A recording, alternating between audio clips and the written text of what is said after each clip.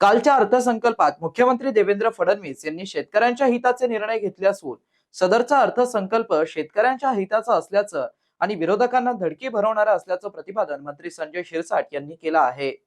कालच्या अर्थसंकल्पामध्ये देवेंद्र फडणवीस साहेबांनी अत्यंत मोठी आणि शेतकऱ्याला दिलासा देणारी घोषणा केली, ज्याची कल्पना विरोधी पक्षालाही नव्हती। कारण की सरकारची असलेली आर्थिक स्थिती, इतर अनेक बर्डन असलेले हा अर्थसंकल्प, मग त्यामध्ये नवीन सरकार काही देणार नाही हा त्यांचा भ्रम होता।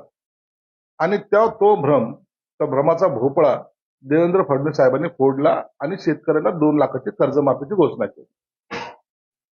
एखाद्या योजनेची घोषणा करताना त्यापूर्वी त्याचा रीतसर अभ्यास करावा लागतो। एक समिती असते, 15 सप्टेंबरच का, याला काय लॉजिक आहे हे सगळं समजून घेतलं पाहिजे। परंतु ज्यांनी प्रशासन चालवल्यानंतर सुद्धाही त्यांना हे कळालं नाही, हे दुर्दैव त्यांचं आहे। म्हणून सरकारने ह्या सगळ्या बाबीचा विचार केलेला आहे। एकूण शेतकरी किती, आज तुम्ही जर पाहिलं असेल तर याचा फायदा कसा आणि कोणत्या विभागाला किती पत होणार आहे त्याची संख्या सुद्धा अनेक वर्तमानपत्रांनी पण चॅनलनी पण ही दाखवलेली आहे। याचं मागचं लॉजिकच हे की त्या शेतकऱ्यांना त्या 15 सप्टेंबर पासून ती योजनेचा लाभ होणार आहे।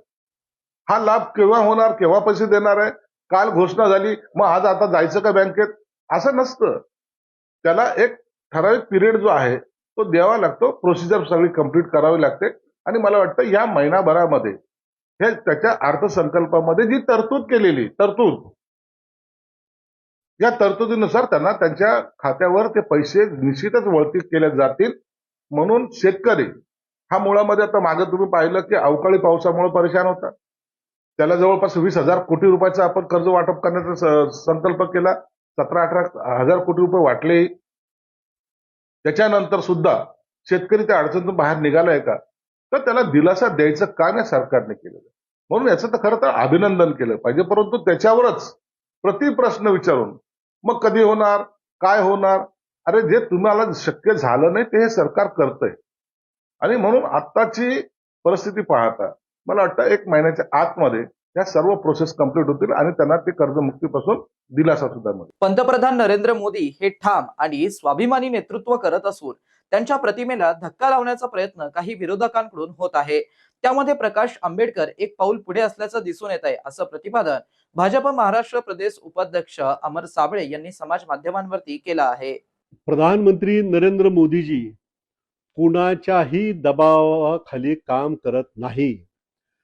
जगातील जेवढे मोठे नेते आहेत त्या सर्व नेत्यापेक्षा सर्वाधिक लोकप्रिय नेता जगामध्ये कोण असेल तर प्रधानमंत्री नरेंद्र मोदीजी आहेत। प्रधानमंत्री नरेंद्र मोदीजींनी आपल्या कर्तृत्वाचा आणि राजकीय ध्येय धोरणाचा आणि आपल्या अलिप्ततावादी धोरणाचा कायम पाठपुरावा केला असल्यामुळेच त्यांची जगातील प्रतिमा उंचावलेली आहे।